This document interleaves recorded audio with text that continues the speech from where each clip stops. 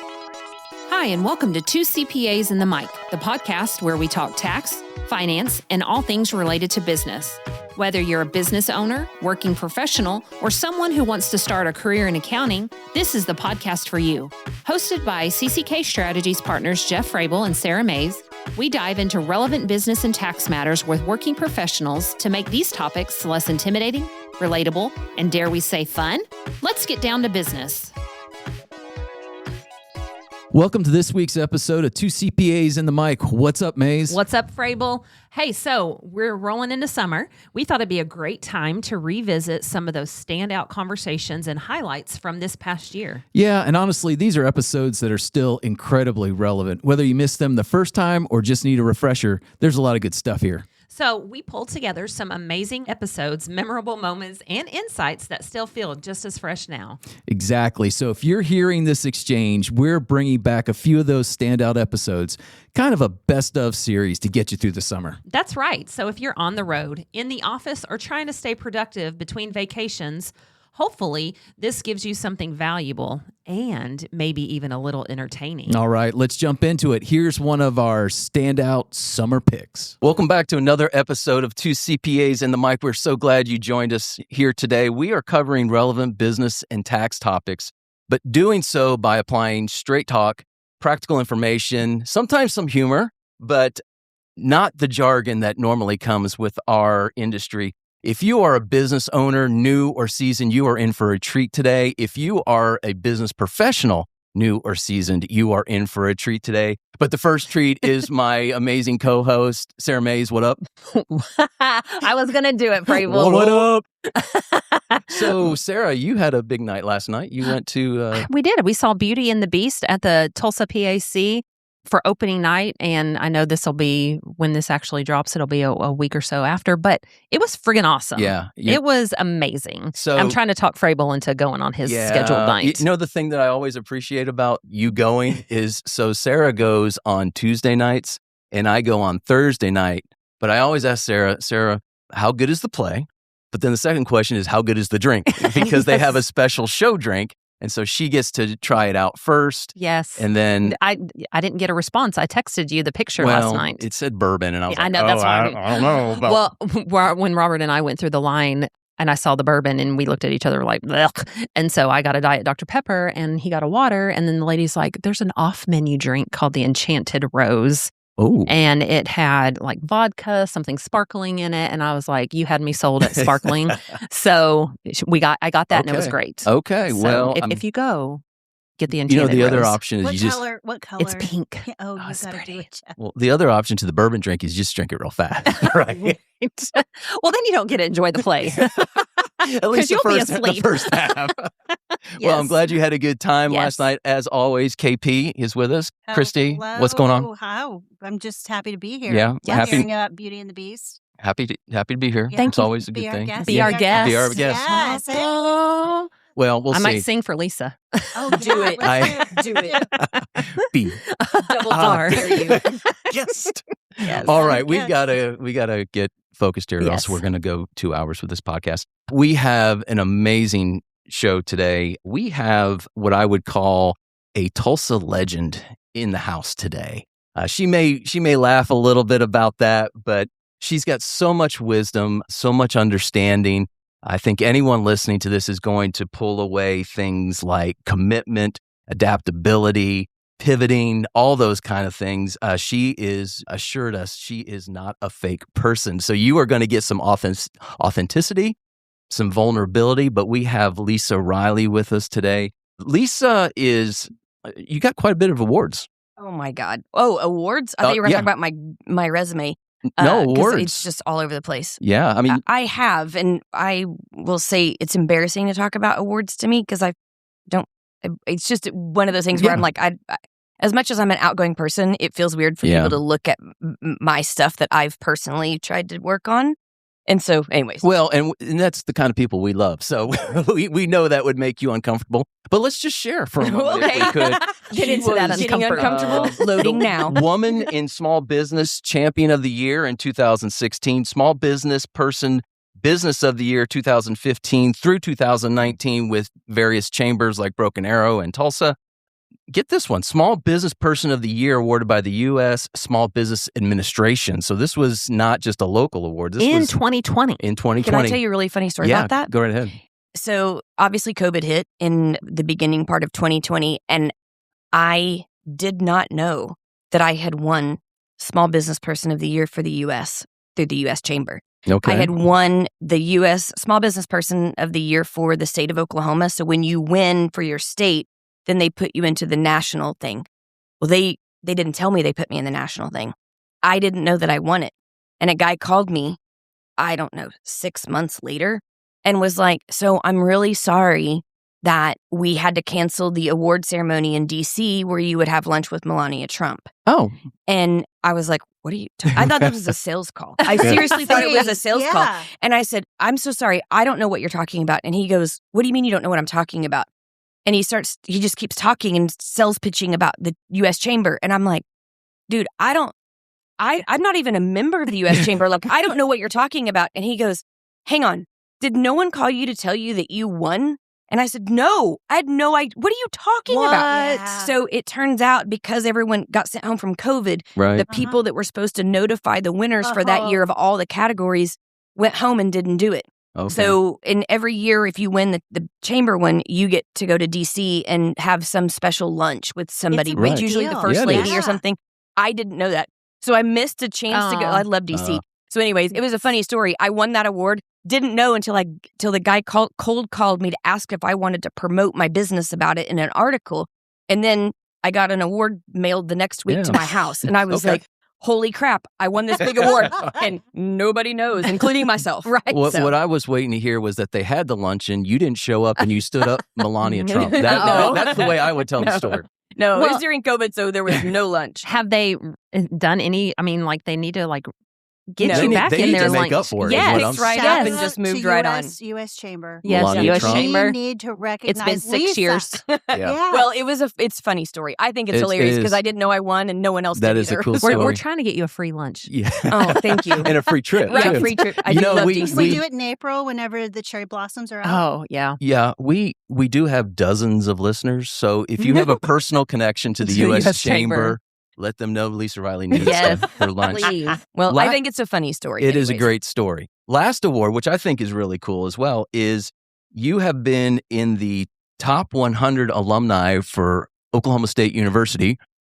Go Pokes. Go Pokes. That's what you Go got to Pokes. say. I guess you got to say that. For 2021, 2023, and 2024. And 25. And 25. Oh, nice. And Congratulations. I'm nominated Yes. again this year. I just Thank think you. that's a really, Awesome. because there are so many people that went to that school. Yeah. And to be awarded that is really a high, cool honor. So Thank you.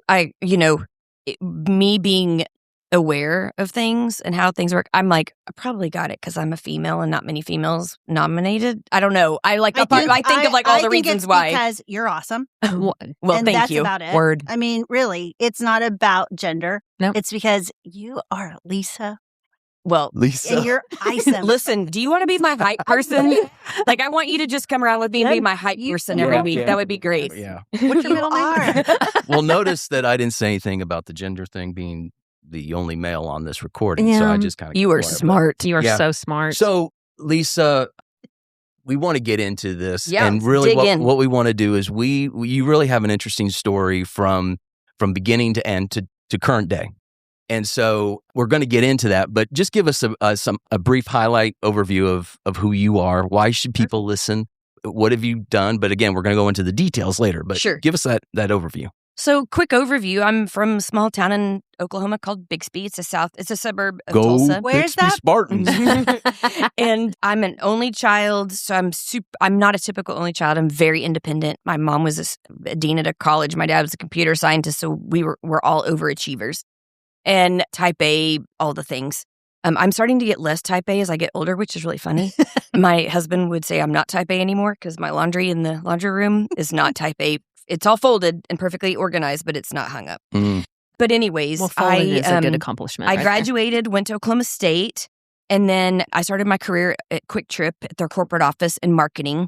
And then within a year, moved over to petroleum and worked on their trade floor for many years. So Wow. just for those that are not from the Tulsa area or really the Midwest, Quick Trip is a major convenience store chain that's based in Tulsa but is down in Texas. Fortune It's 500. QT now. QT. Yeah, It's QT, as far as Ohio. Yeah. We saw it there the other day. They have some in Chicago now. Convenience store and gas station. Yeah. But And blows away all the way to puppies. Florida. Yeah. Cleanest East bathrooms Coast. ever. Yeah. Yes, Yeah. So cleanest this bathrooms. is not just some mom Yeah. and pop No, 7-Eleven.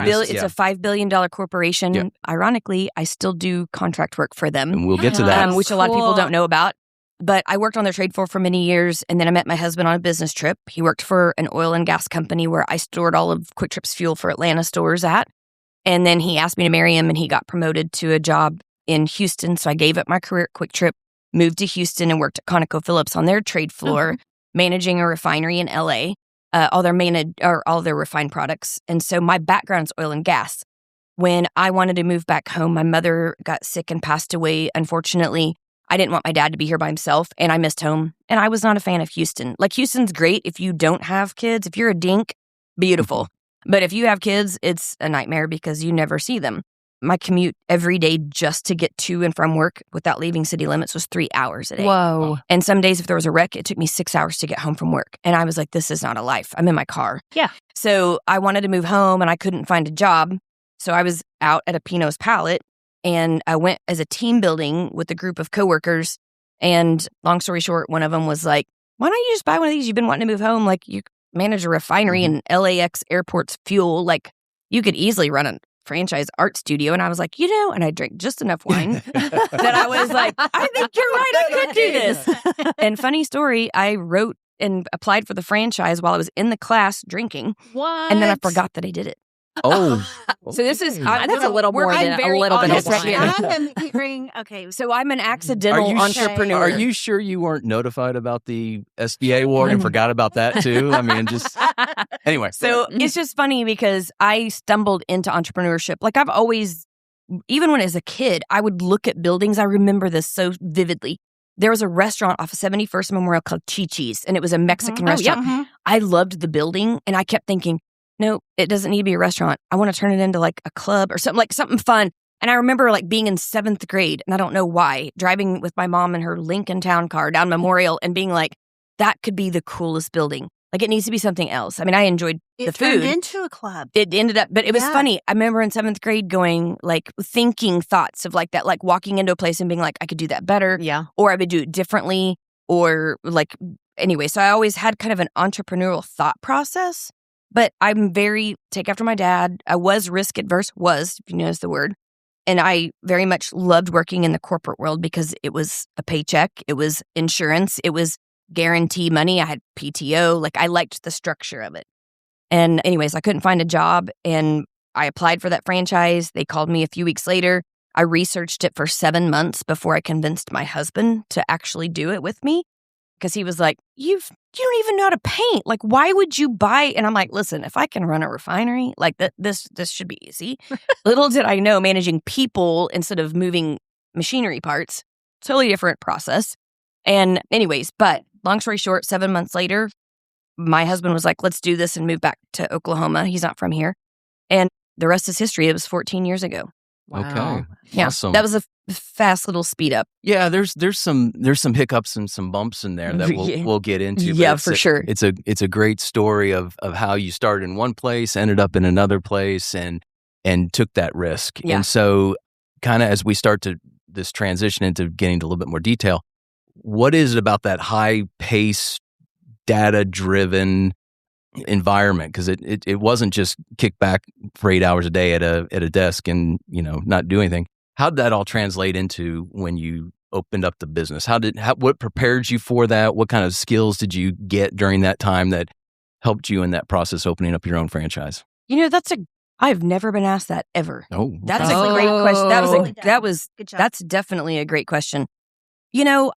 I don't think I've my whole life I've been asked, do you have ADD? I'm like, no, I don't have ADD. I do. And thinking about it, I loved the pace of being on a trade floor because everything was finite, like it's numbers, right?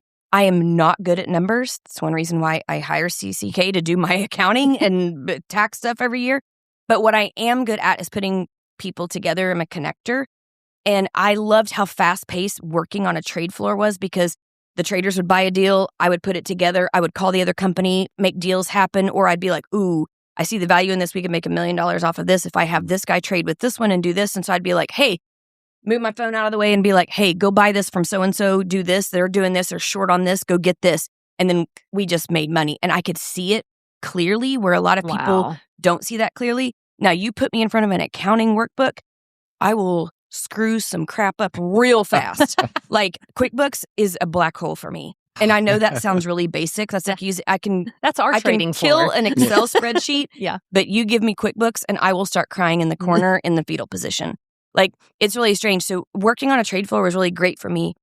And I think what made me realize, I don't think if I realized, I think I was just dumb enough and naive enough to think I could translate that into being a business owner.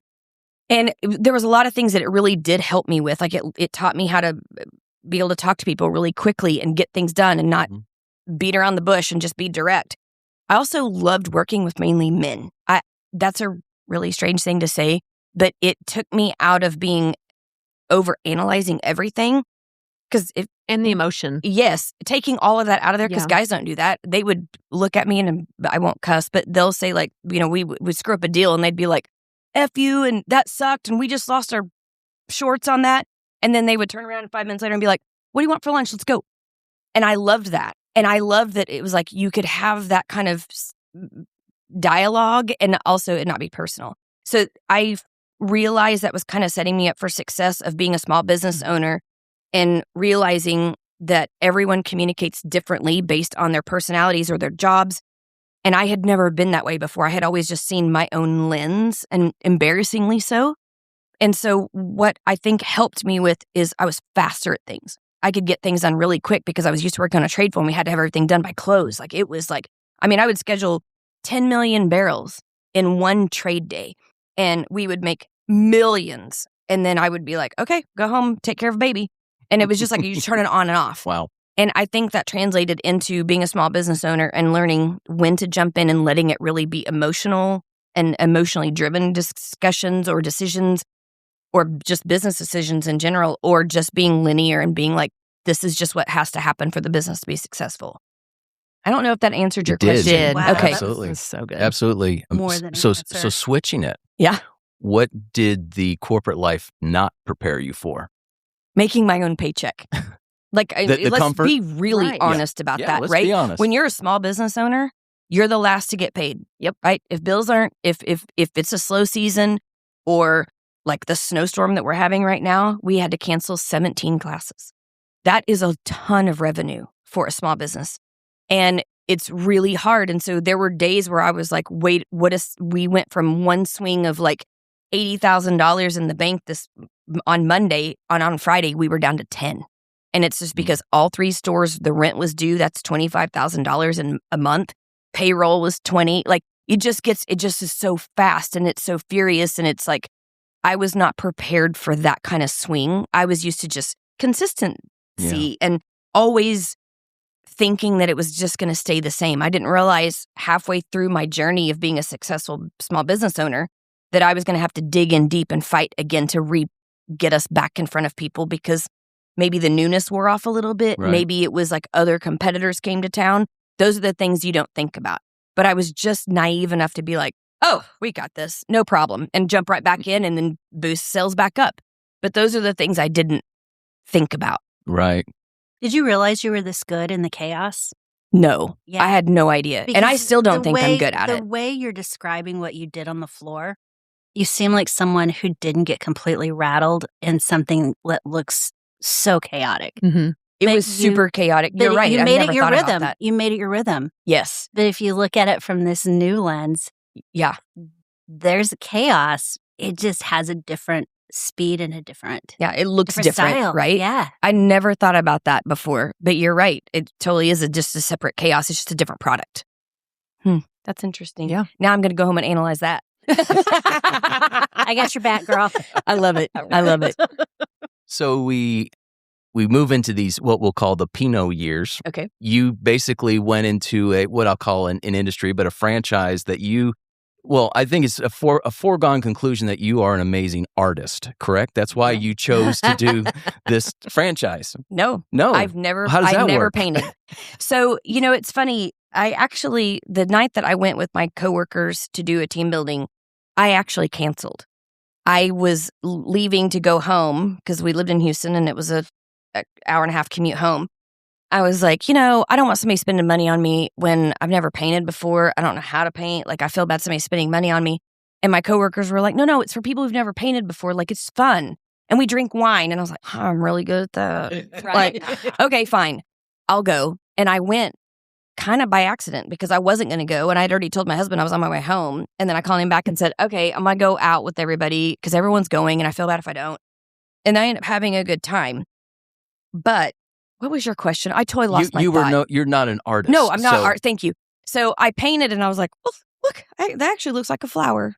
It looks crappy, but I made an object that looked like whatever. But I decided that in that moment, I was like, if I can manage all of these refinery moving cargo ships, import, exports, massive ships, like the big tanker ships that you see on TV and movies. I managed those. We sent them. I managed all the port stuff as well and the LAX airport. And I thought, if I can do that, how hard is it to manage artists in a studio where people are having fun and drinking alcohol? Right. I mean, I had blinders on. And I think that was important to have those blinders on because if I would have thought about the risk of that, I probably would have never jumped. Mm-hmm.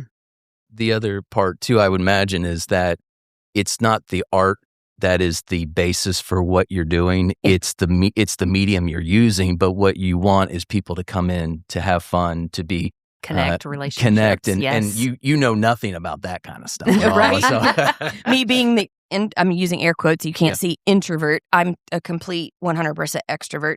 You're right. The reason I decided to do Pinots, I'll be real honest. We're on the trust bus here. One of the reasons I bought Pinots was I thought if I ever owned a business where customers would have the least amount of complaints, I'm not joking. I sat my husband down. I said, this is the one business where people won't complain. They're making their own product. If they're mad, it's their fault. Themselves. So I was, as much as my family is very risk adverse, that I was raised very risk adverse, I thought this is the safest way for me to be an entrepreneur and it be creative and it be fun. And I also, at the time, said to my husband, it's something we're putting into the world that's positive. And nowadays, there's no positivity being put into the world. Right. And I thought, there's no downside to it. You have people coming in reconnecting. You have people coming and doing something they didn't think they could do. And they're like, you see them at the end of the class looking at their painting so proud or walking out and going, my painting sucked, but that was so fun. I got to spend time with my friends. I put my phone down. I actually talked to my spouse or my best friend. I mean, just laughing. And so I thought,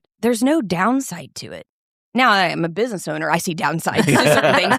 But that was my thought process was we're putting something good into the world and it's the safest bet. I mean, being really honest, that's why I told my husband and he was like, I would have never thought of that. And I'm like, but it's my way of being risk adverse, but really kind of jumping off the cliff a little bit with a really big parachute. It's really an amazing. I never thought about that, but it makes perfect sense. I have never told anybody that before. Wow. I'm being very honest. Now there's dozens of people that know. Right. Exactly. Okay, but I do want to know. Was your predictions correct? I mean, do you have any complaints at all? I hate rent. Unless you are a landlord. Yeah, unless I'm the landlord. I did mean customer complaints. I don't really have customer complaints. We get maybe 4 a year, which is unheard of. We'll have people have little things, but it's stuff that they didn't read what we sent them. Yeah. Or, the typical thing of Americans where we're all just shoot from the hip and we're quick and whatever. I don't want to read it. You just tell me what I need to do. And so it's little things like that where people just didn't prepare themselves. And usually it's something simple like what time to get there. They'll show up right when class starts when we say be there 15 minutes early so you have time to get a drink and put your apron on and not be rushed and messing up the class time. It's usually stuff where they're like, I felt rushed. And I'm like, well, you arrived 20 minutes after the painting started. Right. So I don't know what to tell you with that. Right. But every once in a while we'll get a couple of customers, but it's usually something really silly. It's not anything that somebody just doesn't need to be heard and we talk it through. And I'm one of those owners where I don't think the customer's wrong. So like I said, I worked for Quick Trip and I was fortunate enough to start my career when Chester Cadjo, the founder of Quick Trip, the co-founder of Quick Trip, was still the CEO. Wow. And funny story, when I started at Quick Trip, they had run out of offices. It was their original corporate office. It was a 1-story building. It was a quarter of a mile long. And they literally had no office for me. I was a temporary employee with 3 college degrees who was paid $10 an hour for 30 hours a week with no benefits. And that's how I got my foot in the door. And I started there. They set me in the hallway in a little makeshift cubicle because there was nowhere to put me. They had outgrown the office. I was the last employee, I think, that they had hired before they built the new corporate office. And I was next to the main copy machine. They had this massive copy machine that the whole company used. Copies. Yeah. Yes, that. And all the VPs used it.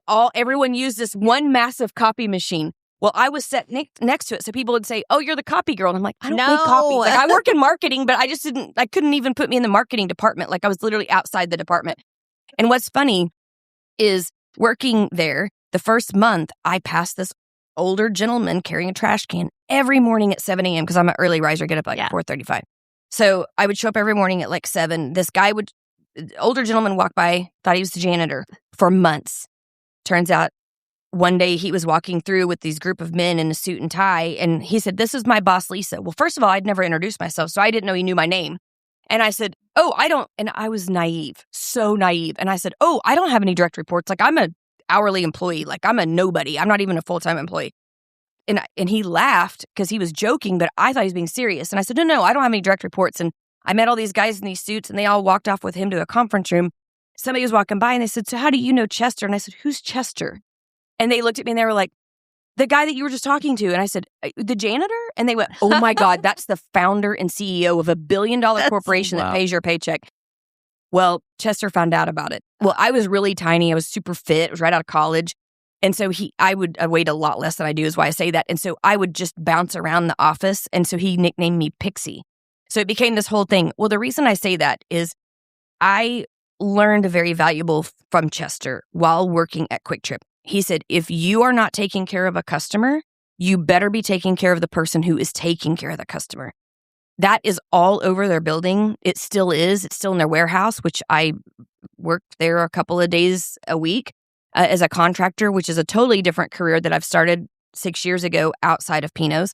But that was a very valuable lesson to me. So I operate my businesses as everything is approachable. So if somebody's upset, if a customer's upset, don't put it off. Call them directly. Yeah. And just talk to them as a human. Don't try to talk to them as a business, because when you do that, they feel unheard and they feel unseen, and it escalates something that was very small to a big thing. Mm-hmm. So I'm very like, if a customer's upset, I'm like, give me their number. I'll call them.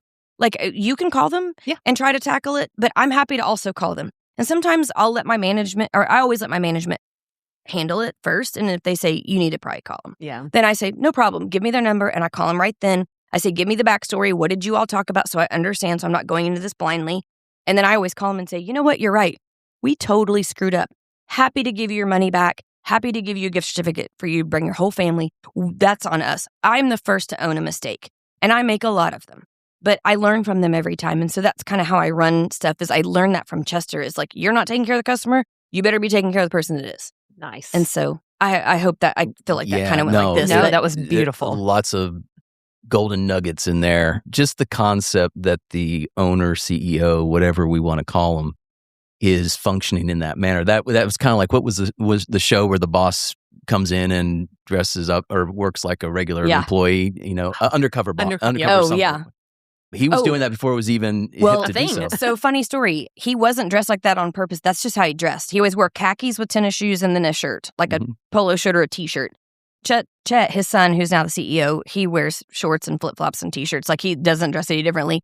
But the reason he was always carrying a trash can every morning, I finally asked him before we moved to the new corporate office, was, why are you always carrying a trash can at 7 a.m? And he said, because I've always been advised to lock my office and not let people clean my office. And he said, so every morning, first thing I get in, I clean my office and I throw away the trash because I'm able-bodied and I do it. I don't ask anybody else to do it. No. And that was a respect thing for me, absolutely. is that he did it himself. And so that's why he was always carrying the trash can. Leaders eat last. Yep. Every time. And they empty their own trash cans. Yeah. I love Simon Sinek. I get his newsletter every morning. Yes. Every morning.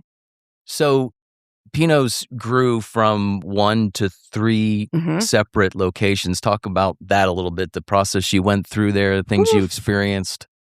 I will be really honest. This is full transparency, full stop. I opened our Cherry Street store using a bonus that I had gotten from ConocoPhillips. I had saved up money and I don't know what I was going to do with it. Well, when we bought Pinot's, I used it to open our store. So I opened it on Cherry Street. It was kind of our flagship store because I knew it needed to be in a cool district. So I got it open.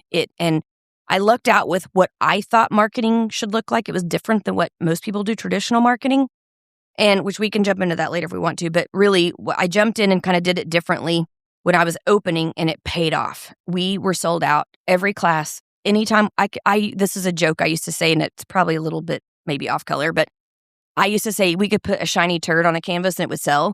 Because people were just we would put the most random paintings on and it would just sell out with 100 people on the wait list. And we could only hold 40 in the class. And I'm like, what is happening? So one night I was not prepared. I did not have the money to open a second store. That was not my goal, actually, at all. One night I was working a class. We had been open, 5-6 months. And one of my artists, she's a beautiful model. She's also a spokesperson. She doesn't work for us anymore because her modeling career took off, and as it should. She's just phenomenal. And she's a very talented Native American artist. So anyways, I saw her across the room, and I saw her talking to a gentleman who was a customer with his wife. And I saw her face whip around and look at him, and she whipped her finger up and shook her finger in his face like he said something inappropriate to her, and she put him in his place, which is what I loved about her because she was very beautiful and very delicate. But man, she had brothers. You could tell. I mean, she was like not taking crap from anybody. And I started to walk over there. As an owner, you're like a new business and you're like, oh, I need to go smooth it over. And then I thought, no, I'm just going to let the silence fall. And then I'm going to wait till she comes back and ask her what happened. So she comes over, and I hope this guy's not listening, but she comes over and she was heated. And I said, what's going on? And she goes, oh, you don't need to do anything. I took care of it. And I said, well, what happened? And she said, well, this guy said that he is buying a Pinot's Palette franchise for South Tulsa tomorrow. And he wanted to know what you pay us, how many hours we get paid, and all this stuff so he can beat us in sales and shut me down and beat us. And she goes, first of all, no one, and what I loved about her is I think she was one of those people that she probably had struggled growing up or something, because she was like, no one messes with my paycheck. That's what she said to me. And she goes, that's what I waved in his face, was no one messes with my paycheck. And if you think you're going to pay me more after she's done all this stuff for me and trained me and done all these things, which is the other thing that I felt like they had my back. Nice. But she was like, we're not doing that. If you were going to buy a Pinot's Palette franchise, you should be a team player and want us to both grow, which I thought was interesting. So I walked over, introduced myself to him, and he was just a jerk. He was just a jerk. So I stewed on it the rest of the class. And at 11:30 at night, on my way home, I called the CEO of Pinot's Palette's cell phone, and he answered. I woke him up, his family up, and I gave him an earful. And I said, this a-hole should not ever own a franchise in our system. I said, I don't care if you don't sell it to me, but he is not a team player. He is not the person you need to be selling this to. And he goes, well, you didn't buy the area agreement. You bought one location. And I said, but you didn't even call me to give me the benefit of the doubt. And he goes, well, do you have the money? And I said, no. I literally have not a dollar to my name. I went $30,000 over budget to just get this open. I have no money. And he goes, well, this is the whole goal of a franchise, to sell franchises. So sorry, but unless you're going to do it, he's probably going to get it. But we have 38 people sitting in queue, ready with cash in hand to buy a Pinot's franchise for Tulsa. And I went, why have you not called me? And he goes, but you don't have the money. I said, give me 24 hours. So I remember I got home, I woke my husband up, told him what happened, and he goes, no, absolutely not. He goes, you're never home right now. We have a 1-year-old. Like, this is not happening. You are not opening another store. Plus, we don't have any money. We literally have no money. And I said, but here's the problem. It's not that I want to own the market. It's not that I want to start another business. I literally don't have time and no money. But if somebody like that buys it, they are going to ruin my reputation and my location. And now we, as a family, lose everything. We lose that business that we've sunk all this money in. And he just stared at me and he was like, I see what you're saying. And I said, I don't want to do this either, but we have no option but to do this. And so I called 9 banks. Every one of them laughed at me. Everyone told me no. This is a true story. And I called my dad almost at the 11th hour. And I called him crying and said, this is what's going on. I'm out of bullets. I don't know what to do. And he said, well, have you called Red Crown Federal Credit Union? And I was like, why would I call there? And he goes, well, I'm on the board. And I'm like, you're on a board of a bank? I didn't know this. You have money in your pockets? Yeah. You could I'm like, loan I me? didn't know this. And so he goes, why don't you call Red Crown and talk to them and see, like, there's just one more bank to call. So, I mean, I'm not a bank, but a credit union. So I got off the phone with my dad and I called them. Yeah, this is the craziest thing. Like, I feel like there's a lot of God moments in my journey of a lot of things. Called, and this gentleman answered the phone and said, hey, I'm Mike, and, this is Red Crown. And I said, I need to be transferred to the commercial lending department. And he said, well, I'm actually in that department. What can I help you with? And I just started crying. I was exhausted. I didn't know what to do. I didn't sleep that night, all the things. And I said, I this is what's going on. No one will give me money. No one will meet with me. And he started laughing. And he goes, well, I just took my wife to Pinot's the other night and we had the best date. And he was like, come in and we'll give you the money. Oh. To this day, I never told him my dad was on the board. I did not tell him because I didn't want that to be my crutch. I wanted it to be an earned thing. They gave me the money to buy the franchise. I bought it that next day, mailed the check in, and we got open on Riverwalk. And then 6 months later, the CEO of Pinot's Palette called me after Riverwalk got open. And he said, where the hell is Broken Arrow, Oklahoma? Because we have 40 people who have cash in hand ready to buy a franchise for Broken Arrow, but I'm doing you a favor. I'm calling you to see if you want it instead. And was I said, it this at time I have the money. 11:30 at night? No. Okay. It was like at 2 in the afternoon. Okay. But my response that time was, I have the money this time and I will Nice. buy it. I'll send you a check tomorrow. And so I opened one in 12, the second one in 13, and then the third one in 14. And it was, I would like to say I was in control. I was literally being dragged through life by the horse tail. Like the horse was just running the race and I was literally like just hanging on for dear life. I literally didn't know what I was doing. Wow. So Follow up. I mean, How do you I don't follow know. that? Well, actually, one of the things I think is very cool, isn't this a Red Crown right out here Yeah. on the corner? I mean, Yes. we're literally Yeah. like Mhm. 300 yards That's from where our. I went to do the paperwork. Yeah, it's just Wow. There's no coincidences. No. No, there's not at all. We were going to ask you kind of anything through that period of time that nearly broke you, and I think you just kind of went through all that. So that Oh, was an so amazing many story. things. Yeah. Yeah. Well, and then when I was opening my third store, we were getting open and I ended up getting diagnosed with breast cancer. Which is exactly where I wanted to Yeah. go. And so it was one of those things where we had only been open maybe a month or so. And I went in for a preventative double mastectomy. I have the gene, and my mom had breast cancer twice. Her mother had it 3 times. So I knew I probably was a patient. It would be happening. But I went in for a preventative double mastectomy. It's another God moment. Went in, almost didn't do it, and postponed it for 6 months. If I would have, I would not be here today. Wow. But I went in for a preventative double mastectomy. All my scans were clear, nothing on the radar. Went in, had the double mastectomy on a Monday. Got a call on Thursday afternoon. I remember I was sitting on the couch with my husband and my best friend. I was wrapped in drains and all my bandages. And the surgeon called and said, hey, I'm calling to, remind you about your post-op tomorrow. And I said, okay. And she's like, but, everything went great in surgery, blah, blah, blah. Like, just don't take any of your bandages off. Just let me do it tomorrow so we can whatever. And I said, wait a second, where are you calling me? And she got really quiet and I knew. And she goes, why'd you ask that? And I said, well, right out of college, when I couldn't find a job, I went to work for a surgeon.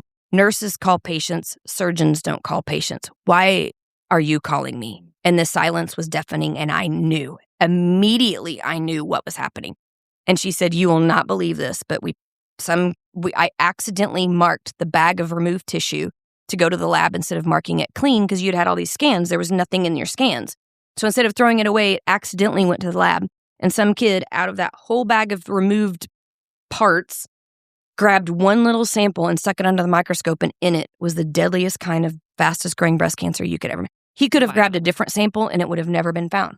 But that one little sample under that slide, and she is like, so I want you to be prepared when you come tomorrow with all the questions. And I just said, okay, let's do this. And it was numbing at the time because I had just opened my third store. My staff was still being trained. Like it was just chaos. And to tie this back to business, one of the craziest things was I felt like I had a really great grasp on business. What cancer did for me as a business owner was I will never regret having breast cancer. I hated it, but I don't regret it because it made me a better person. It made me better business owner. So what it did for me that was very humbling is when I took a step back because my team jumped in and said, hey, we want you to take care of yourself. We're okay if you work, but let us run the stores and you focus on chemo and all the things. And we'll let you still do your marketing stuff behind the scenes from home, but let us run the stores. And I was very reluctant to do it, but I did. And as soon as I took my hands off the reins and let people shine, our sales went up 10%. And that was so hard for my ego to accept. It really was, because I was like, no one's going to do it better than me. And then it was like, no, you idiot. Like, they love the product just as much as we do and what we put out for the community. They may see things differently because they're the ones that talk to the customers every day, not me. And so that was a very humbling lesson. Sometimes a lot of us business owners get in our own way. And so that was it was the biggest blessing. It was also the hardest chapter, right? But anyways, but tying it into business, it really did affect my business in a good way. We do a ton of stuff for breast cancer awareness now and all kinds of nonprofit work. But either way. Who would have thought that whole process was such a lesson to teach you to lean in? Yeah. And to let go. Yeah. Like I was bear hugging things that I didn't even know I was bear hugging. Like to me, if you would have asked me, I'm one of those people, you and I are going to get to the same goal line. We may do it differently. I may run this route and you may run this route, but we still got to the goal. Right. I'm always very open to that. Like I'm like, however you want to do it, that's fine with me. And I think sometimes my employees get irritated when I say that because I think sometimes they just want me to tell them how to do it. But I'm like, no. You may have a better way to do it than I do. Right. But it took me a while to get to that point. Yeah. Just saying that and not being like, no, this is how you do it. I wrote a step-by-step checklist and this is how you do it. It's like, no. Everyone does it differently and they may be better. Half the time they are. Or should I say most of the time? Most of the time. So good. Yeah, I don't know how to. It's amazing because you told us you didn't look at our outline and you're hitting all the points that we wanted to cover. Oh, well, good. And so when you say things like to take it back to business, girl, you are taking it back to business with everything you're saying. And this is exactly why we wanted you to be on this episode, is to share these kind of things these things are valuable for new entrepreneurs, seasoned entrepreneurs that are struggling, all these, you're hitting all this kind of stuff. Yeah. So I guess the question I want to go into then is, I'm assuming you were a little scared, maybe a lot exhausted. Oh, how do you lead from that position? What worked for you? I've made a lot of mistakes. I sometimes am too transparent with people and too vulnerable and too open book with people. And that vulnerability of me just being authentic, sometimes people have taken advantage of that. Mm. I wouldn't say any of my employees, but some other people in the business world, like they'll see my personality and they're like, oh, well, she would be fun to have to do a business thing with because she'll bring like a group of people that would probably spend money. And I can see through some of that. Mm-hmm. The other thing is, I've just learned a lot about staying true to myself, but also like, I just really think admitting my faults and not thinking I have all the answers is one of the biggest lessons. And relying on people who know how to do something I don't, like hiring CCK or somebody like that. I know I can screw up a book real quick, but hiring the right people to fill my weaknesses and me take my strengths is really what makes me a better business person. I will say, as much as I don't want to give him the credit for it, there was a gentleman in my past that said to me when I told him when I was opening Pinot's, my very first store, he said, let me save you a lot of money. Hire your weaknesses out now. Keep your strengths because your strengths will fuel you because it's fun for you. Mm-hmm. It's easy, right? But if you hire out your weaknesses, then you don't have to deal with it and it won't suck your energy out. I didn't listen. Mm-hmm. And I tried to do QuickBooks the first year of being in business. I screwed up my book so bad I ended up having to pay somebody $4,000 to unwind every transaction I'd put in QuickBooks. And I realized, because I was trying to save money, what all small business do when we first start. Absolutely. And I was like, why didn't I just listen? So if you're listening, caller, please hire out your weaknesses. So I have, a bookkeeper now that does stuff. I have CCK to do my accounting. I sometimes will hire out marketing agency stuff because I'm burned out. I get overwhelmed because I have multiple jobs. I have an aging father. I have a teenage son who's on 2 competitive teams and academic teams. And he does competitions every weekend out of town. Like I literally I don't at times feel like I have a life. And that's another thing about small business is you're the janitor, you're the accountant, you're the marketing person, you're the hiring and the firing. You're all the things. And it can be overwhelming. And that's, I think, a big lesson to, yes, I think it's important to learn all the roles in your company, to just be familiar with them so you can do enough to manage. But at the same time, once you kind of get the gist of it, if it doesn't serve you, hire somebody who can take care of that piece so they're more efficient. It's way more effective. Do you guys remember when Sean Copeland was on here? Yeah. He said his theme was outsourcing. Mm-hmm. I mean, it was down to the basics. When we hear a CEO talk about outsourcing, he's talking about outsourcing the pool. Outsourcing the things that were just not in their lane when he was talking about his home life. Yeah. And that is same concept. Yeah. Well, now I will tell you though, there is also a downside to it. So I'm dealing with this right now and I'll be super vulnerable. With everything after COVID, the price of everything has gone up. All of our costs of goods, but I can't pass all that to the customer.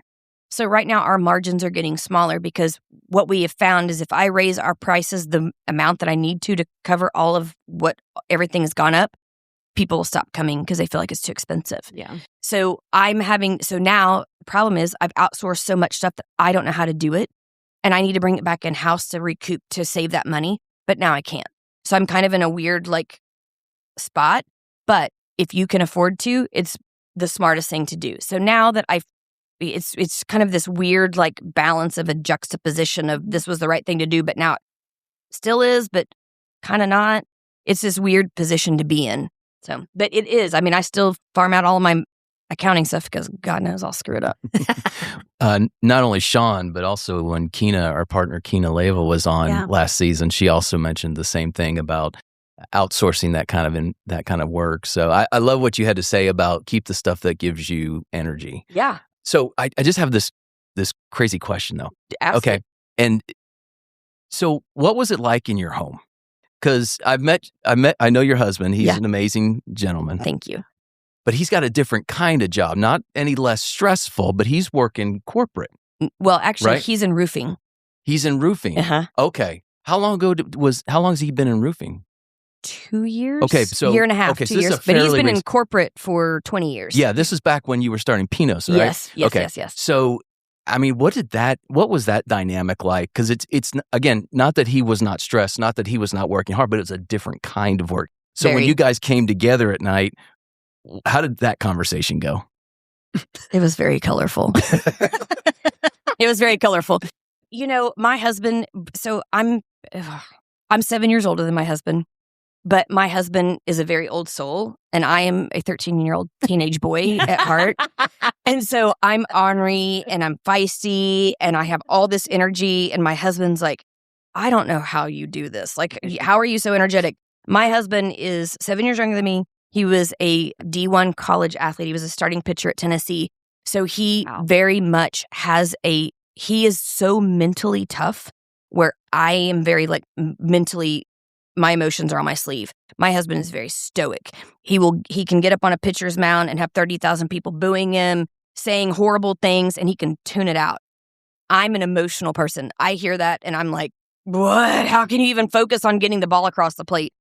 And we actually had this discussion not too long ago about how different our personalities are, but how we complete each other. Because my husband is super risk adverse, like my dad. And I think that's where, they say sometimes you marry your parent, kind of thing. We had this discussion. I'm like, you're very risk adverse, like my dad. You're very calm. You're very stoic. Where I'm like, we're doing this. We're gonna go to Ireland next month for this conference. And he's like, excuse me, what?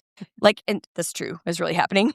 And he was like, we've never been overseas. And he's like, okay, well, I guess I'll ask off. And I'm like, yes. But where our personalities kind of come together, and in that sense of form, is my husband is very risk adverse. He'll say, well, tell me more. Why do you want to do that? I'm not telling you can't, because he knows I'd probably steamroll over him anyways. But he'll say, well, tell me why this matters to you. What does that mean? How does this look? So I can either be supportive or punch holes in it to try to keep you in check. Because if not, I will take off with the horses. And so it's very interesting because we have very differing viewpoints of everything except for music. But it's really funny. So yes, the conversations at night were very different. And the other thing is he has nothing to do with our stores. So he's very like in his own world. We barely talk about Pinots at home. Like we barely do. Because early on he said, I need to have home be home. Good. And we not talk about work all the time. Because if you're stressed out, I try to, as a man, I want to protect you and I want to care for you and I want to help. And it stresses me out when I can't do that because you're so independent. You want to take care of it yourself. And so he's like, I really want to keep work. He's like, absolutely. If you need something to talk about, please, let's talk about it. But if not, like, let's keep it separate. And we just have. Yeah. Well, I just complain to my girlfriends instead. Sipping wine. Yes. That's what they're there for. So you came out of this corporate environment. You went in to open up your own franchise. You expanded that. The breast cancer came along, which I'm sure was teaching you a story about your ability to control things.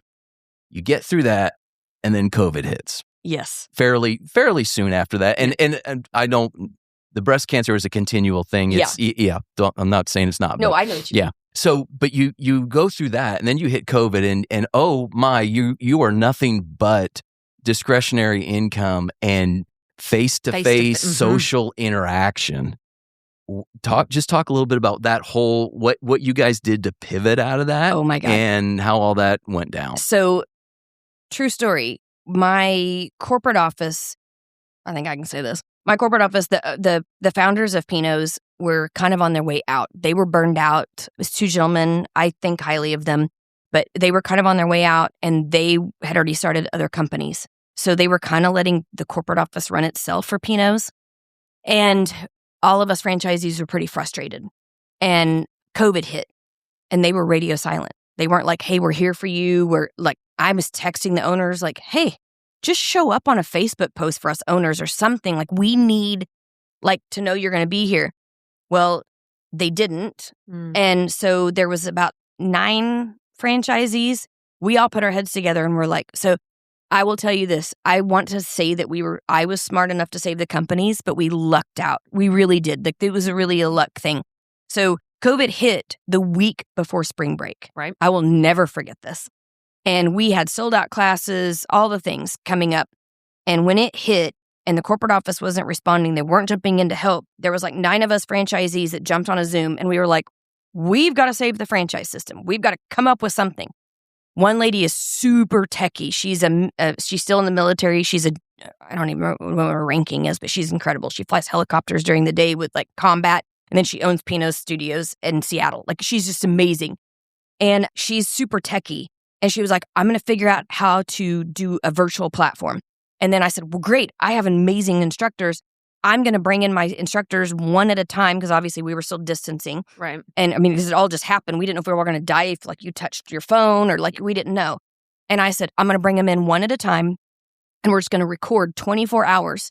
Like every 2 hours, we're going to have an instructor in. I had 2 classrooms at the Riverwalk, and I set up camera equipment, like literally with like iPhones and iPads, and recorded. We picked our top 10 selling paintings, and my artists just in each room acted like they had a class, and they walked step by step, just like the class, but I recorded them. Then we put them on a shared platform. And so other owners jumped in and had their stores. Like, we picked paintings, like, I'll do these 3, you do these 4, you do these, and whatever. And we created this whole platform to do a take-home kit thing where we could put everything in a bag. People take the stuff, and then we send them the link after they paid for it with a password protected thing for them to log in. And no lie, I was like, wait a second, because I'm a marketing brain. That's what I'm good at. I'm not good at a lot of things, but I think like a customer or marketing stuff. And I said, wait a second, spring break is coming in like 2 days. Mm-hmm. What if, because everyone's freaked out, they're home with all their kids and they had all these trips planned and now they're stuck home with their kids, they don't know what to do. I'm going to play on that emotion. So I jumped in and sent out a newsletter to our customer base here and said, hey, we're doing this out of the Riverwalk store only. You can buy a kit with a virtual class for your kids or for you if you're stuck at home, whatever. We sold $36,000 worth of take-home kits in 24 hours. Wow. It paid our rent until we could kind of figure out what was going on. For all 3 stores, our rent's about $25,000 a month. And between all 3, and it just took off. And so it was not my idea. I just jumped in to help the other franchisees that did it, and we ended up saving the franchise system. And so I say they really did. I just jumped in to help. But so we pivoted that way, but then quickly, we realized that everyone wanted out of the house, and we all weren't going to die. And yes, we should wear masks, and we do the 6 feet and all the stuff. And we reopened at half capacity, less than half capacity, 20 in a class, which really doesn't cover costs. But it was better than nothing. Mm-hmm. And our landlords all were great. They said, we'll give everyone 3 months rent free just to try to stay afloat and whatever. And that's what most landlords did across America. But it was interesting just because now we all of a sudden had a whole new platform that we had to manage. And then the owners kind of jumped in and were like, hey, thanks. We're going to take it from here, and we're going to take this and run with it. And we were like, what? But it all worked out. And so now we have a really great platform that's kind of like Netflix. Our virtual sales are not hardly anything because people want to get out and want to be around people, and they want to be connected to. But we still offer it. And it's just fascinating to see, what we didn't realize is, so I forgot his name, Matt Pinnell, the Lieutenant Governor of Oklahoma. I had met him at a chamber event a few months before COVID. And my phone rang one day during this whole COVID thing. And I didn't recognize the number, almost didn't answer, and then I last minute answered, and it was Lieutenant Governor, and I still don't know how he got my cell phone number. And he said, hey, I need you to get open.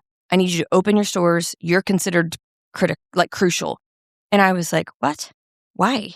And I said, not that I don't want to. I mean, I need to get open, but I don't, why? And he said, what we're seeing is a major mental health decline. We're seeing people who are stuck at home in abusive situations that now they can't go to work to escape that situation. We need people out, and we need people doing things that are positive.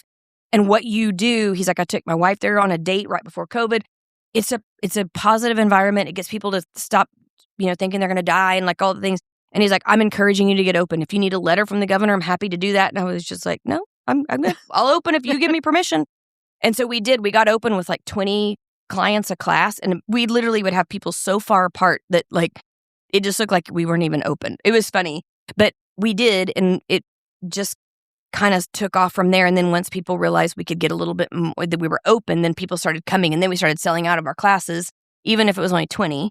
But we started selling out because people were so eager to get out and connect to other humans again. So it kind of worked. And it's funny because we saw people say, I haven't spent time with my adult kids in a long time, and this was great because we talked and we laughed, and we had fun, and we sipped libations, and so, anyways. Sip libations. Love it. Love it. So you've been transitioning a little bit lately. Let's wrap up with some of that stuff. You are a food stylist. Yes, I'm a professional food stylist. What the heck is that? Okay, so great question. For our listeners. Because Sarah knows for sure. She doesn't need to know. So how I got into this, which will explain some of it, is I worked at Quick Trip, right? Right. Well, my first year at Quick Trip, I worked in marketing. There was a lady that got hired on right after me in marketing. She was a graphic designer, also a photographer. She was amazing. And she used to work with photographers that would shoot the food for Quick Trip. So when you drive by and you see a billboard that's got a hot dog and a drink, or a sandwich and a drink, grilled cheese, or something. All day. What is it? Grilled cheese with bacon. I ate one yesterday. It's very favorite lunch of all time. Have you had the brisket grilled cheese yet? No. Okay, that's today. It's naughty. Thank you. It's naughty. But so she called me and was like, hey, do you remember when you worked in marketing 25 years ago? We had a food stylist. And I said, yeah. And she's retiring. And I thought she was calling to get a reference. And I said, I don't know any other food stylists. Right. And she goes, no. I need somebody who doesn't need a full-time job, because this isn't a full-time job. It's a few days a month. And you're fun to work with. You're detail-oriented. You think like a customer. Would you want to learn? And I was like, what? It was I think I was actually pumping gas when she called me. looking at the food. And I was like, I'm kind of a yes person to life. So I was like, I'll try. And she was like, really? So long story short, I auditioned with some photographers and other food stylists. Wait. You auditioned? Yeah. Okay. Because it's big money, like, and how much they spend on like billboards, TV commercials, advertisements, signage in their stores. So I auditioned and they picked out of, a handful of us, they picked me and one other girl. And the other girl was a professional food stylist. Her resume was impressive. And she ghosted them her first day. So they called me and were like, we have all these photographers on set. We've got this week-long shoot. Can you be here tomorrow? And I was like, sure. So I didn't know what I was doing. And what was really funny is they fake it till you make it. I literally went to Walmart and bought a tackle box, and I went and walked down aisles thinking of things that I might use on set, like toothpicks, Q-tips, tweezers, like all these things. And I put it in my tackle box so I looked like I knew what I was doing and bringing tools. Nice. And so when I got there, she goes, now none of these people know that you're not a professional food stylist. They think that you are. So don't tell them. Just do the best you can. And I literally faked it until I made it. And they were like, you're really good at this. And I thought, wow, wait, what? And I look back on my first food. It was so bad, you guys. It like was this so podcast. Was it a hot dog? No, it was a sandwich. And when I say it was bad, I realized my fingerprints were in the bread. So I was squeezing it hard. I was so nervous. All the things that you shouldn't do as a food stylist. So now that was 6 years ago. And so when that other girl ghosted them, I jumped in and just was like, listen, I don't know what I'm doing. And I told, after we kind of got in a rhythm, we have a team built. I said, listen, I don't really know what I'm doing, but I'm willing to learn. I won't take offense if you don't like something I said on set. Just tell me what you don't like about it and let me fix it. So I think they like that because I will walk in and I'll put something on set. I think it looks amazing. And they'll be like, oh, it looks like crap. And I'm like, okay, what do you not like about it? Let me go back and start over. Let me make another one. And they like because I can take the feedback. And I also think like a customer. So I'll look at it. So there's 4 or 5 of us on a shoot. Every time we shoot, we've got a photographer, lighting person, me, the food stylist, then we've got the Quick Trip marketing employees that manage the studio. And so, but I make food. Now it's taken off. I told nobody I did it. And then I happened to mention in an entrepreneurs group one day that I'm a food stylist on the side. And one of them happens to own 12 restaurants here in town. And he looked at me and he goes, we're friends. Why have you never mentioned this? And I said, well, first of all, I don't identify that as my career. But second of all, I would never try to get business from a friend. That's not what I want to do. Right. I just mentioned it because somebody asked me what I do for a living. And he goes, well, funny enough, I have a shoot tomorrow. And I got an idea. And I love him because he does this to people all the time and he levels people up. He said, I'll give you a shot. You come food style tomorrow for free with the photographers that I have coming in for one of my food chains. And if it goes well, I'll start using you on all my shoots. And we do them every month. And I went in the next day, met the photographer, and I could tell she was like, who is this person that he brought in the last minute? I've been doing his stuff for years. Right. And her and I just clicked. She is awesome. We started working in that shoot. And we were right hand and left hand, like a surgeon and a ER nurse. We just were on it. And before I knew it, now I work for national brands. I help brands do national packaging. I do billboards, TV commercials, all this stuff. It is so fun. It's so hard. Cool. I food styled all day yesterday and I food style all day tomorrow. And I'm exhausted today, but I love it. It is so fun. It's just playing with food. I've never been more frustrated. Look like it's full? Just making it look like it's edible. Yeah. My thing is one of the things I told Quick Trip is I'm obviously not a trained food stylist. I didn't have any training. I just watched YouTube tutorials and studied billboards and studied, I would literally go to Taco Bell's website and look at their food. I would go to Arby's and I would just try to figure out why did they put the camera angle this way? Why is that lit up but this other side's dark? Why is that? Trying to figure it out. And I just loved it. It was fun to me. It was like a puzzle piece to kind of mess with. But what's funny is I'm a horrible cook. But I bet you make it look. No, my husband's like, do they know you don't cook? And I'm like, but one of the things where I was going back is when I sold Quick Trip, I said, I'll do this. But my only thing is I want to use real ingredients that the store employees use, the same exact things, because I own a business now. I don't want to misrepresent Quick Trip. You put a sandwich on a billboard and it's not what the customer gets. And then now you getting sued for it because everyone's too happy. And I said, I want to make the same thing. So I want the same food that the store employees get with the same ovens, the same scoops, everything. And they kind of looked at me funny and they're like, okay, we'll do that.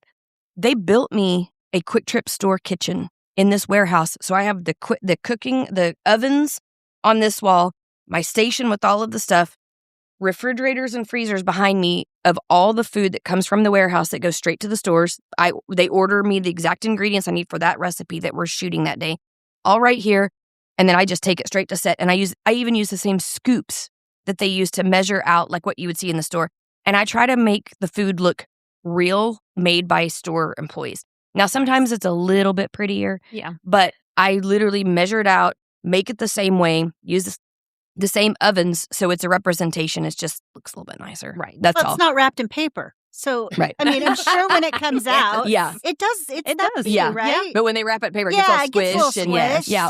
Sure. Or customers even just like walking in and, moving stuff around. But So it's super random. It's funny because I don't tell people I do it, but more and more people, like, they'll call the photographer and say, hey, do you know of a food stylist? And she's like, yeah, actually, there's one here in Tulsa. And people are like, what? So it's funny. I get cold calls. I had a text message from a guy I've never met before Sunday night. And he's like, hey, I'm an art director for an ad agency in Bentonville, Arkansas, which we know who is in Bentonville. One of the companies that we have in our stores needs a food stylist tomorrow. Ours got COVID. Can you come in tomorrow to Bentonville? We'll pay you handsomely. And I'm like, I'm already booked with Quick Trip. I'm so sorry. So it's like, but I'm like, how did you get my number? Who is this person? Like, I wanted to be like, what agency you're with so I could like research them, but I didn't. I just said, but thank you for the opportunity, but I can't. Wow. You look like you wanted to say something. I have so many questions, but we just don't have the time. I love the integrity that's behind it all. Yes. That you see it from the consumer's perspective. Right. And that's also how I think. protecting the producer, protecting the company from that integrity piece where there's no question. Yeah. That's how my brain That's how my brain thinks about everything.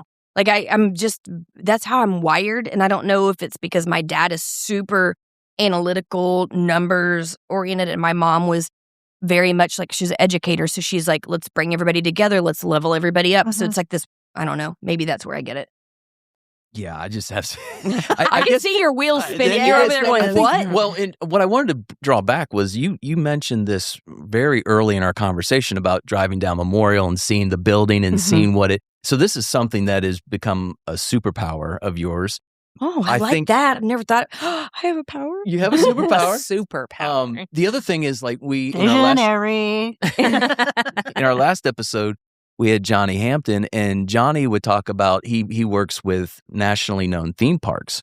So he would go into the theme park and observe people for the projects he was doing. So that observation is that's interesting. Very cool thing. The other thing that I was thinking about is, literally, and I'm not joking, ever since you started doing this, whenever I stand there and pump gas at Quick Trip and I look up and I see a picture, I think of you. Yeah. So now we have not only had world-renowned athletes, CEOs, coaches, we have had a nationally known food stylist too. Well, I'm not nationally known, I think, but I am to run the microphone. You will be when you get on this podcast. But I mean, it's just, you look at something like that and you go, well, that's a cool picture. Yeah. But you don't think of the person, everything that goes behind it. You don't think of the 7 people behind that one chicken strip to make you buy that chicken strip, right? Like there's the lighting expert, there's the photography expert, there's the graphic artist, there's the food stylist, there's the sales manager that approved the photo, there's a print person that printed it to put it on the signage. Like, it's just this domino effect of things that you don't think about behind the scenes of all of that. Well, and they need someone like you because, like Christy pointed out, the authenticity. If it looks like crap, you're I think if they came up and said, hey, this whatever is just a piece of junk, but we need you to make it look beautiful, I think you would go, I don't think so. Yeah. I mean, there's you can't been put lipstick some where on a pig. I've been like, I actually said it yesterday, I was making a quesadilla and it looked like vomit. It literally did, because the quesadilla color, it was a Southwest quesadilla, so the tortilla color was this beigey, muted red. Like, I think it was like just a Southwest flavor, but it was this weird color. But then the chicken was beige on this muted red, and then the cheese was beige, and it was just beige on beige on beige on beige on beige on beige on beige, and it literally looked like a stack of vomit. And I was trying to cut them to where, like, the chicken might be brighter. And like, and I just said, there's only so many ways you can shine a turd. This is not pretty.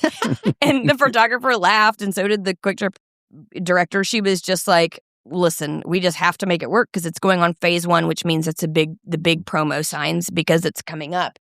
And I literally had to like turn the quesadilla 15 times to like make one stack go one way and the other one, so you could tell it was a triangle. You didn't see it was just a pile of like beige on a set. Like so there are times where like we're like, this is as good as it's gonna get. Like, it's just crap. So you're now never going to look at food. FYI, it's so good. I had one in Illinois. They don't have them here in Tulsa right now. What? The chicken? The chicken quesadilla. Oh. And it's awesome. I don't know if they have them here or not. I don't think they do. It's in Effingham, Illinois. It's on our way. It's on the way to Pennsylvania. You two watch it. I forgot the name. I didn't mean to draw it out. I think that's the name of it. Shout out to Effingham. Send us emails, Effingham. At Effingham. How do you spell that? I'm just going to tell E-F-F. It is I think it is. It is. But if you guys could stop for a minute and just listen to how delicious this chicken quesadilla was. It was the bomb. It was effing delicious. Circling it back to Effingham. Here's the deal, QT. We are open to a podcast sponsorship if you want to come on and sponsor. Or at least a taste test. There we go. So I was going to say, I can't wait to see this quesadilla picture. But so what else are you doing besides the styling? You're coaching a little bit too, right? No, I get asked all the time from like small business owners, like, hey, will you meet with me and just kind of give me some feedback or whatever. And I do that, but I don't really coach. I just do that as like just wanting to connect with other owners. But honestly, my father's getting a little bit older, so I'm spending a lot more time with him. But our son, we have an only child as well, and he's on 2 swim teams, academic team. He just is a go-getter, and I love that. But his 2-a-day practices and his swim meets twice a week and out of town are eating my lunch. And so I'm actually trying to start stepping back a little bit from work at Pinot's to try to like be able to be a little bit around more family stuff and not be like, I mean, most of my days are up at 4:30 or 5, and I go to bed at 10:30 or 11. Like I just, I don't have enough time in the day. Lot going on there. That was fun, wasn't it, Sarah? Yeah. So you're doing this, aren't you? No. Pivot. Well, I started to, and then I was like, that doesn't fill my cup coaching other. Like I want to connect with others, but I just don't think that was where I thought my heart wanted to go there. And then I just decided that was not where I wanted to go. I just rather help people. Well, from now on, you can just forward them a copy of a link for this email or this podcast episode and say, hey, if you still want to, but this, I mean, you have not disappointed one bit from the perspective of the authenticity, the vulnerability, the golden nuggets that you're dropping for business owners. Well, thank you. One last question. Anything. What's a belief about business that you simply no longer buy into? That being a small business owner means you have money. I get told all the time by people who don't own a business, like most of my friends work in the corporate world or they work for a big business. And they're just like, oh, well, you just make your own schedule and you just make all this money. And I'm like, boo, liar. You have no idea. Rent gets paid first, everyone else's payroll, all the bills, and what's left over. If I get something, I get something. But there's months I don't get paid. Like it just depends. And so I think people just assume because I'm happy, that equals wealth. And wealth to me is not money. Wealth is health and happiness. Yeah, I was going to say health. And so it is wealth. People translate that wealth aspect in my happiness into that means money. Yeah. And that doesn't mean I'm broke. I'm obviously not broke. But there's times I've lived paycheck to paycheck, even if I had a 6-figure business before. Like, I think there's a major misconception that if you own a business, you just rake it in and you just profit, just put money in your pocket. And I know most small business owners will not say that. They will not say that. They won't admit it because it means that they're not successful. To me, being successful is employing people who love their job, love coming to work. You have a great product that you put out that people love and they think positively of you. I always want to know when somebody's had a bad experience at Pinot's, because if we don't fix it, we can't make it better. And I want good things in the world. I want good things out there in the world. So to me, a lot of people have a misconception about being a business owner. you responded pretty quickly. So it's probably something you've thought of before and experienced. Well, I get just people just talk trash sometimes. And, I hear other people, like, they don't know I own a business. So I hear them talking, amongst our group, and they'll just be like, well, they should probably just make all this money, and they don't pay their employees any better. Yeah. And I'm like, whoa. Back to truck 'em. Well, yeah. Let's for us to be open, we are paying our employees the max that we can to be able to make any money to pay bills. Mm-hmm. Like, I've always started my employees out at 15 or more. Always. And, but that's just one of those things where there's this big misconception right now of people just saying, but I know that kind of got dark or deep really quick, but there's this, you can see it all over the internet. People are like, no one gives anybody a livable wage anymore. It's not that. It costs so much money to run a business, even if it's a small business, then unless you are working out of your house, you have no employees and you have no overhead, it costs 10 times more than anyone ever will really ever grasp to own a business. Good stuff. Good stuff, Lisa. Yes. Thank you so much. Thank you for having me. This was fun. Well, yeah, we knew it would be. Yes. We knew that you were going to be a gem, and so you did not disappoint. It's very sweet. How can people connect with you? What's the best way to do that? They can email me. I have a website. It's not updated, so don't judge. It's lisawriley.com, or they can email me at lisa@lisawriley.com email address. And so, yeah, anyone can connect with me there. They can come to Pinot's, any of that. I'm an open book. Do you have a book? You are about the 100th person that's asked me that. I have started to write thoughts in my head, and I am horrible at that stuff because I want to write a book about my journey and about all the things, because I feel like I have a lot of life lessons to share with people. Whether I'm not trying to teach anybody anything, but just sharing my journey. Like, I have all kinds of things that I learned from my mom before she passed. And I want to write a book, but I'm just a horrible, writer. I'm horrible at it. I think someone's going to hear it, because what you bring is, you've said it a couple of times, you bring positive things. If I were to say it, I'd say you bring joy. Yes. Thank you. And sharing it with so many people, I hope this is one way that it can connect you to something else where you get it to a bigger audience, because I think that messaging is really strong. Thank you. Yeah. That's very kind of you. Thank you very much. That means a lot. Well, the other part to it is, go back to what we were talking about earlier. Your joy may be in telling the story and getting it all out. Outsource the other stuff. Get a ghostwriter who takes all that stuff and puts it down for you. And because, I agree with Christy. You've got some stuff to share there. So who knows when the timing's right, I guess. Maybe. Right? I've always wanted to say I wrote a book, but I have imposter syndrome like everyone else. No one wants to hear my story. I don't have anything to share. It's not anything special. I had a gentleman once in an entrepreneurs group. He'll probably hear this because he listens to podcasts, and he also owns an accounting firm. So he'll probably listen.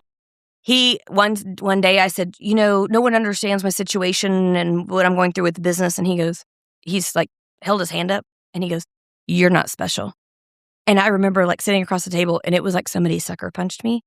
But then I sat on it, and I just said, "You're right. I am not special. I am like everybody else. We all have our things. We all have our gifts. Everyone's gift's different. And you're right. I'm not special." But it kind of got in my head a little bit. And so I'm like, no one wants to hear what I have to say. Oh, yeah. So you, as a female also, we do that to ourselves. We sabotage ourselves. So anyways, I would love to write a book, but I have that imposter syndrome of you are special. You are. Well, my mom said so. Well, with that, we'll wrap up. We mentioned that we do have two traditions with this podcast. And so the second one is coming in now. I'm scared. It is time for Rapid fire. Oh, God. Yeah. Let's do this. Yeah. So. Oh, I'm scooting the chair back. Do you want some water?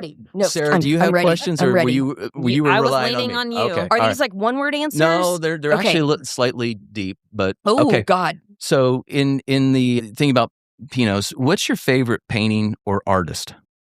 Oh, Georgia O'Keeffe, for sure. Okay. I don't know who that is, but... She's an artist that passed away, but she had a ranch in Santa Fe. She has she would make flowers and paint flowers, but they would take up the entire canvas. Okay. I realize why you're probably giggling. There's a lot of people that think her stuff is sexually oriented, but it's not. And so a lot of people, it's not. It's just like a flower. It's just autonomy. Yeah. Do you remember on Breaking Bad?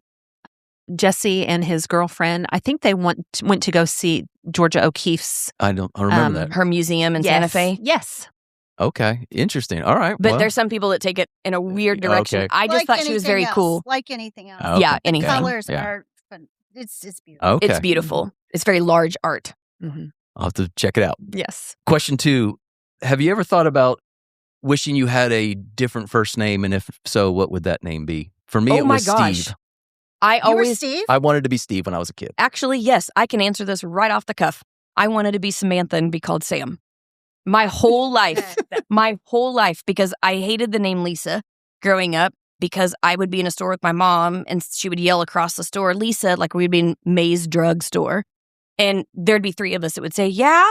And I'm like, everybody has this name because I'm a 70s baby, but I'm in the 80s and everyone was named Lisa because of the Sound of Music. Yeah. So my initials spell Sam, and my youngest is going to have a baby in a couple months, or actually 5 weeks. And I'm going to be Sammy. Stop. Yeah. You have my name. Give it back. Just kidding. All right. What do you collect? Oh, Jesus. My husband would tell you toss pillows, which I've been banned from buying. You know, I love weird geodes. That sounds really strange, but like we have a house in Colorado, a vacation place that we rent out to Airbnb, and it's right outside of Rocky Mountain National Park, and I love collecting like really strange rocks. And like that sounds, now I'm saying this out loud, it sounds really weird. But I love geodes. So like my husband, if he sees a geode store, he'll stop and be like, let's go into the store because I know you're going to want like some labradorite or whatever the hell you want. And he thinks it's strange, but he's gotten used to it now. So he'll like, put them in the window so they shine. But I love them. So have you watched Shrinking? Oh, no. You need to. Do I really? Today. Is it out today? Mm-hmm. The day we're recording? Yes. So it's a show TV. about a. Oh, wait. It's on Apple TV? With Jason Harrison Ford. Jason Segel. Yes. Okay. I watched the first season. Oh. Yeah. So one of the characters, she The next collects neighbor. gourds or whatever you Geodes. and she Not gives them. gourds. Those are pumpkins. I'm the man. I don't collect I'm the man. pumpkins. I collect rocks. But when you get to a certain point in your relationship with her, she gives you one. Yeah. And so they're all fighting over. That's right, because she would polish the rocks in the driveway. Yeah. I totally forgot about that. That's right. Apple Sorry. TV. Digress. You want a sponsorship? I need to, We're open to. yeah, I need to go back and finish watching the next season. Last question. Yeah. What never fails to make you laugh? A really good dirty joke. Like, I just am like, I love to laugh. I love, like, I'm klutzy. I'm the first one to be like, yeah, if you need somebody to get on stage, I guess I'll get up there and do something stupid. Like, I just am, I'm a yes person to life. I will say yes to anything. So I'm not scared to just try it once. And even if I fail and fall flat on my face, I'm like, well, at least it was a good show. Yeah, at least it was a good show. It was at least a good show. Sarah, do you want to kind of close us? Oh, you don't have your notes. I would have thought that after a season or two. I know, I would have it memorized. Yeah. I can at least say, if you would like to contact us, you can email us at podcast@cckcpa.com. Please email us. We would love to hear from you, and we would love to hear any questions you have, any comments, or any episode ideas. Absolutely. We're still trying to pump up those emails. Yes. So I think that's the key in season 2 is to get some emails. So we want to converse with our listeners. We want to connect with our listeners. Yes. And if you can't get in touch with Lisa, if you didn't hear that, reach out to us. We'll connect you. Absolutely. That's right. Perfect. Absolutely. I'll talk to anybody. Podcast@cckcpa.com. With that, we're going to shut it down. We want to thank, I do write it down. So thanks CCK for this platform and the opportunity to do this as always. KP, thank you so much for protecting the brand and keeping us on the straight and narrow. My pleasure. Robert, thank you for the intro and outro music. Robert Mays. Clarence Fisher, our sage, our guru. Tulsa Internet Marketing Services, thank you. And Emily Johansson for helping us always get across the goal line. So we had fun today. Yes. I knew this would not disappoint. Lisa, thank you so much. We always enjoy having someone as lively as you. And so thank you. Definitely not quiet. Thank you for having me. This was great. I really enjoyed this. This is fun to talk about business stuff. Yes. It absolutely is, especially in this medium with this kind of fun. So we hope that if you're listening right now, we hope that you join us next time. Share our links with your friends too. Tell them about us. But we hope that you join us next time. And you can find out what these two CPAs are doing and who is on the mic. The information provided on this podcast is for general, informational, and educational purposes only and does not constitute accounting, tax, legal, or financial advice. While we strive to provide accurate and up-to-date information, laws and regulations change and individual circumstances vary. Always consult with a qualified CPA or professional advisor before making any financial or business decisions. The views expressed by the hosts and guests are their own and do not necessarily reflect the opinions of any organizations they are affiliated with. Listening to this podcast does not create a client-accountant relationship. By listening to this podcast, you acknowledge and agree to those terms. And that's a wrap for this episode of Two CPAs and the Mic.